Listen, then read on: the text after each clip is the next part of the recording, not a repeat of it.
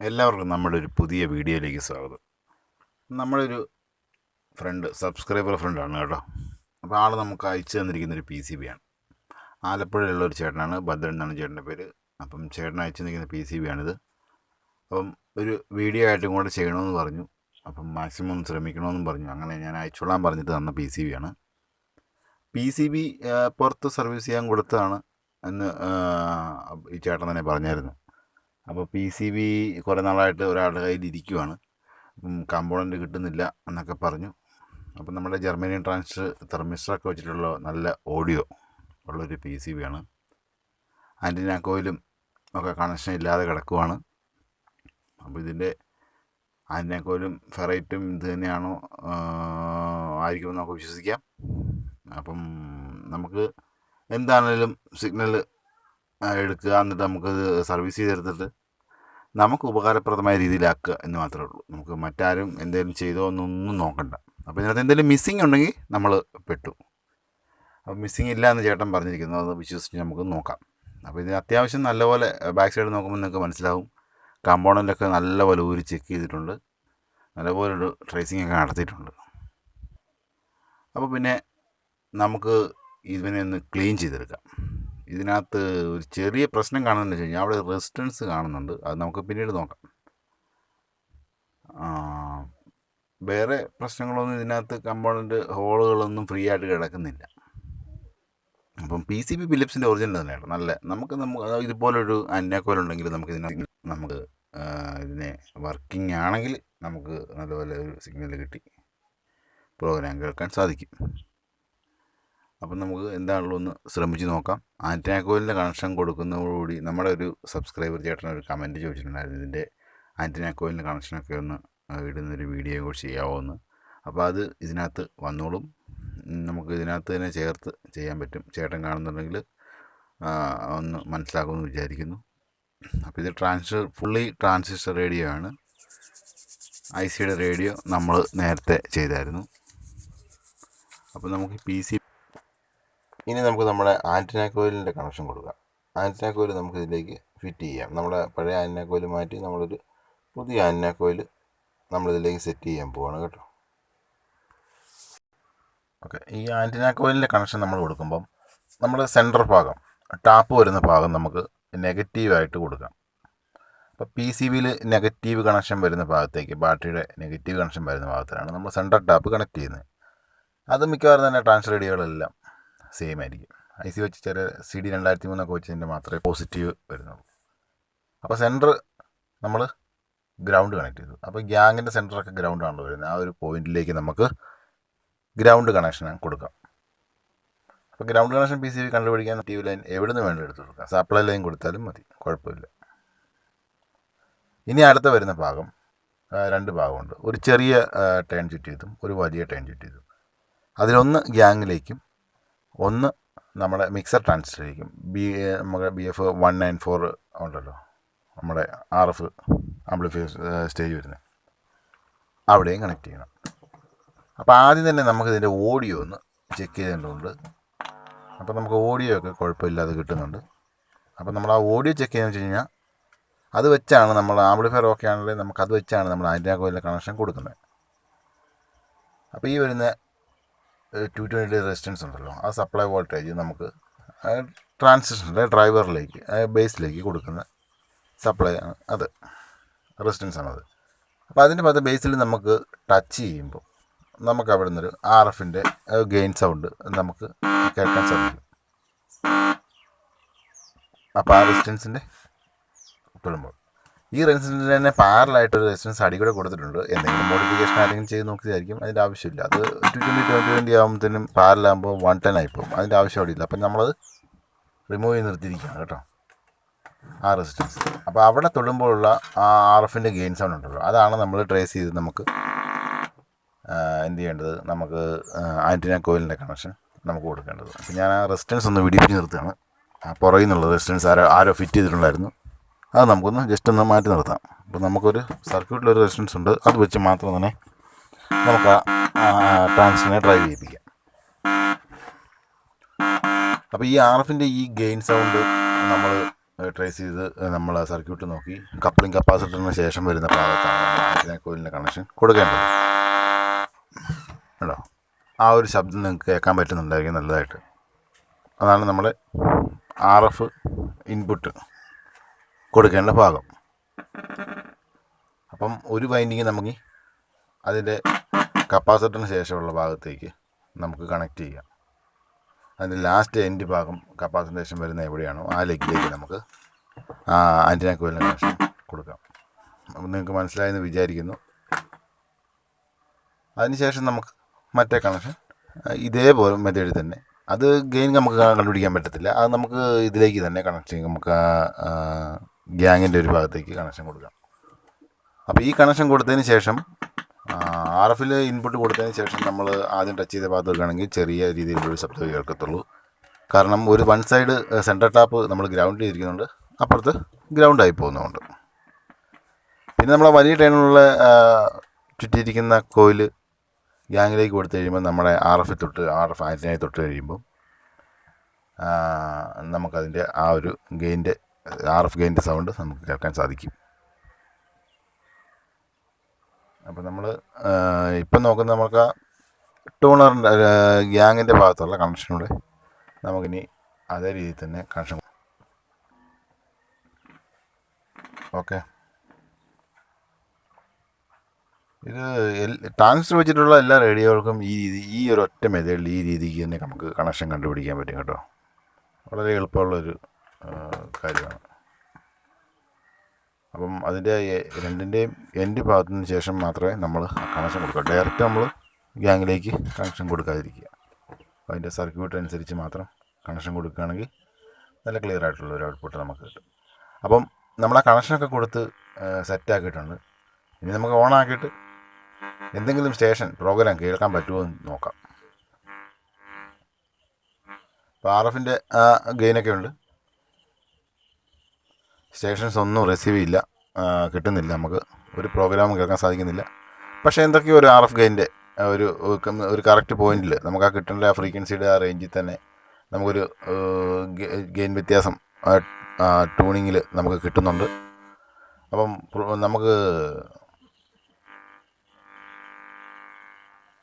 കേട്ടോ, നിങ്ങൾക്ക് അത് ശ്രദ്ധിച്ചാൽ മനസ്സിലാവും കേട്ടോ. അപ്പോൾ ആ ഒരു പോയിന്റിൽ നമ്മൾ വെച്ചിട്ട് നമ്മുടെ ആ ആൻറ്റിന കോയിലിൻ്റെ അലൈൻമെൻറ്റ് കറക്റ്റാക്കുക. ഈ മാക്സിമം എവിടെയാണോ ഗെയിൻ കയറി കിട്ടുന്നത് ആ ഭാഗത്ത് വെച്ചിട്ട് അത് ഫിക്സ് ചെയ്യുക. അതിനുശേഷം നമ്മളൊന്ന് ട്യൂൺ ചെയ്ത് നോക്കുമ്പോഴായിരിക്കും അതായിരിക്കും അതിൻ്റെ മാക്സിമം പോയിൻ്റ് എന്ന് പറയുന്നത്.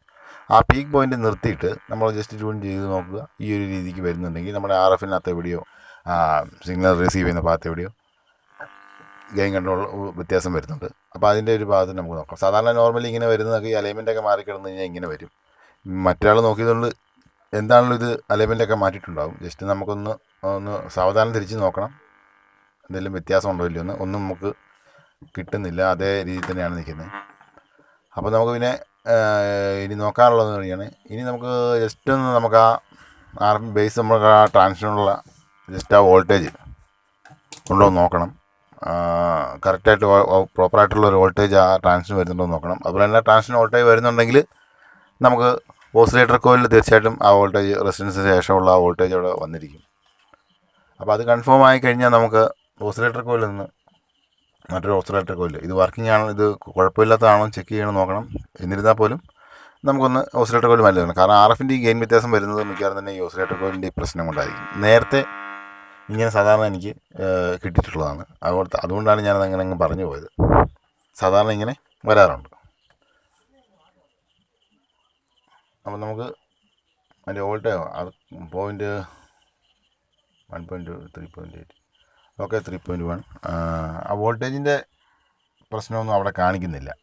അപ്പോൾ സർക്യൂട്ട് ബേസിലുള്ള വോൾട്ടേജ് എല്ലാം കറക്റ്റാണ്. നമുക്ക് വേറെ അടുത്തൊരു ഭാഗം എന്ന് പറഞ്ഞു കഴിഞ്ഞാൽ ഇതൊന്ന് നമുക്കിതിൻ്റെ കണ്ടിന്യൂറ്റി ഒന്ന് നോക്കാം. ഓസിലേറ്റർ കോയിൽ കണ്ടിന്യൂറ്റിയിൽ എന്തെങ്കിലും പ്രശ്നമുണ്ടെങ്കിൽ ഓപ്പൺ ആണെങ്കിൽ നമുക്കറിയാൻ പറ്റും, അത്രേ ഉള്ളൂ. അല്ലാതെ വേറെ ഒന്നും നമുക്ക് അഴിച്ചെടുത്ത് ചെക്ക് ചെയ്താൽ മാത്രമേ അറിയത്തുള്ളൂ. കമ്പൗണ്ടുകൾ ഇതെല്ലാം പറിച്ച് ചെക്ക് ചെയ്തിട്ടുള്ളതാണ്. സംഭവം എല്ലാം പറിച്ച് ചെക്ക് ചെയ്തിട്ടുള്ളത് കൊണ്ട് നമുക്കും കൂടെ ഒന്ന് നോക്കാം. ഏതൊക്കെയാലും RFൻ്റെ ഗെയിൻ നമുക്ക് അനുഭവപ്പെടുന്നുണ്ടല്ലോ. അപ്പം ഡിസോൾഡർ ചെയ്ത് പറിക്കുന്ന ഭാഗത്താണ് സോൾഡർ ചെയ്യുമ്പോഴാണ് മാക്സിമം ഈ ഓസിലേറ്റർ കോയിലൊക്കെ പറിക്കുമ്പം കിട്ടത്തില്ലാത്തതുകൊണ്ട് മാർക്കറ്റിലൊന്നും അവൈലബിൾ അല്ല. കൈവശമുള്ളവർ ആരും ഇത് കൊടുക്കത്തുമില്ലാത്തതുകൊണ്ടേ സംഭവം നമുക്ക് മാക്സിമം ശ്രദ്ധിച്ച് വേണം ഇത് അഴിക്കാൻ. ഒരുപാട് നേരം ഹീറ്റാക്കരുത്. ഇതിൻ്റെ ലെഗൊക്കെ പുറകിൽ നിന്ന് ഊരിപ്പോവും. പിന്നീട് ഇത് നമുക്ക് ഒരു ഉപകാരം ഇല്ലാതായിപ്പോവും. കാരണം ഒരു ഓസിലേറ്റർ കോയിൽ കിട്ടണമെന്നുണ്ടെങ്കിൽ ഇപ്പം എത്ര പൈസ കൊടുത്താൽ പോലും ആരും തരത്തുമില്ല, മാർക്കറ്റിലാണെങ്കിൽ അവൈലബിളും അല്ല. അപ്പോൾ നമുക്കിതിൻ്റെ കണ്ടിന്യൂറ്റി ഒക്കെ നോക്കണം, ഇതിന് വല്ല ഷോർട്ട് ഉണ്ടോ എന്ന് നോക്കണം. അപ്പോൾ ഇതിന് ഇല്ല, കുഴപ്പമൊന്നുമില്ല, ഇതിൻ്റെ ബോഡിയിലൊന്നും പ്രശ്നമൊന്നുമില്ല. ടേൺസൊന്നും ഓവർലാപ്പ് വരുന്ന ടേൺസൊക്കെ ആയതുകൊണ്ട് ജസ്റ്റ് ഒന്ന് ഷോർട്ട് ഉണ്ടോ എന്ന് നോക്കാൻ നല്ലതായിരിക്കും. അപ്പോൾ അതിന് കുഴപ്പമൊന്നുമില്ല.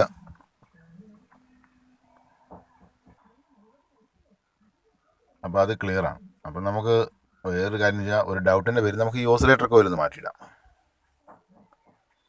ഈ ഓസിലേറ്റർ കോയിൽ ഇത് ഒറിജിനൽ ഫിലിപ്സിൻ്റെ തന്നെയാണ് വരുന്നത്. അപ്പം ഞാനിത് ചെക്ക് ചെയ്യാൻ വേണ്ടി റേഡിയോ ഒക്കെ ചെയ്യുമ്പോൾ ഇതിൻ്റെ ലെഗ് പറഞ്ഞു പോകുന്നതുകൊണ്ട് നമുക്കത് നഷ്ടപ്പെട്ടു പോകും. അപ്പം ആകുമ്പോൾ വയറ് കൊടുത്തു കഴിയുമ്പോൾ വേറെ പ്രശ്നമൊന്നുമില്ല. നമുക്കത് ചെക്ക് ചെയ്യാൻ വേണ്ടിയുള്ള രീതിക്ക് വെച്ചിരിക്കുന്നത്. അപ്പോൾ ഇത് ഇതേ പൊസിഷനിൽ തന്നെ നമുക്കിതിനകത്ത് വയ്ക്കാം. കാരണം ഇത് ഫിലിപ്സിൻ്റെ IFT ആണ്, അല്ല ഓസിലേറ്ററാണ്. നമ്മുടെ സാധനം ഫിലിപ്സാണ്. അപ്പോൾ അതുകൊണ്ട് ഇതിൻ്റെ വൈൻഡിങ് ഒന്നും മാറ്റിയിടേണ്ട ആവശ്യം ഇതിനകത്ത് വരുന്നില്ല. ടേൺസ് ഒന്നും മാറ്റണ്ട, ടേൺസ് അല്ല, ഇതിൻ്റെ ലെഗൊന്നും മാറ്റിയിടേണ്ട ആവശ്യം വരുന്നില്ല. സ്യൂട്ടല്ലാത്ത ടൈപ്പാണ്, റോസിലേക്ക് ടൈപ്പാണ് വരുന്നതെങ്കിൽ നമുക്ക് ചേഞ്ച് ചെയ്യേണ്ടതായിട്ട് വരും. ഓക്കെ, അപ്പോൾ ഞാൻ കണക്ഷൻ കൊടുത്തിട്ടുണ്ട്. ഇനി നമുക്കിതൊന്ന് ഓണാക്കിയിട്ട് നമുക്ക് ഓസിലേഷൻ ഉണ്ടോ, നമുക്ക് ആ ഗെയിൻ RF റിസീവ് നമുക്ക് സിഗ്നൽ കിട്ടുന്നുണ്ടോ എന്ന് നമുക്ക് നോക്കാം. ഓക്കെ, അപ്പോൾ ഞാൻ ഓണാക്കിയിട്ടുണ്ട്. ഇനി നമുക്ക് ഗ്യാങ്ങും തിരിച്ച് നോക്കാം. ഓക്കെ, അപ്പം നമുക്ക് നല്ല രീതിയിൽ നമ്മുടെ റേഡിയോ വർക്ക് ചെയ്ത് കിട്ടിയിട്ടുണ്ട്. അപ്പോൾ നമ്മുടെ രണ്ട് കമ്പോണന്റുകൾ മാറിയപ്പോഴത്തേനും നമ്മുടെ പ്രശ്നം പരിഹരിക്കും. ഓക്കെ, അപ്പം നല്ല ക്ലിയർ ആയിട്ടുള്ള ഒരു ഓഡിയോ ഔട്ട്പുട്ടാണ് നമുക്കിപ്പോൾ കിട്ടിക്കൊണ്ടിരിക്കുന്നത്. അപ്പം നിങ്ങൾക്ക് ഓസിലേറ്റർ കോയിലിൻ്റെയും അതിൻ്റെ കോയിലിൻ്റെ ആ ഫംഗ്ഷൻ്റെ കാര്യങ്ങൾ മനസ്സിലായെന്ന് വിചാരിക്കുന്നു. അപ്പോൾ ഇങ്ങനെ ഒരു പ്രശ്നമൊക്കെ വരുവാണെങ്കിൽ ഈ ഒരു ഇതേ മെത്തേഡിൽ തന്നെ നോക്കിയിട്ട് ഒന്ന് ചേഞ്ച് ചെയ്തിട്ട് കൊടുക്കുകയാണെങ്കിൽ ആൻറ്റിന കോയിലൊക്കെ ഒന്ന് കണക്ഷൻ കൊടുക്കുകയാണെങ്കിൽ നിങ്ങൾക്ക് കിട്ടും.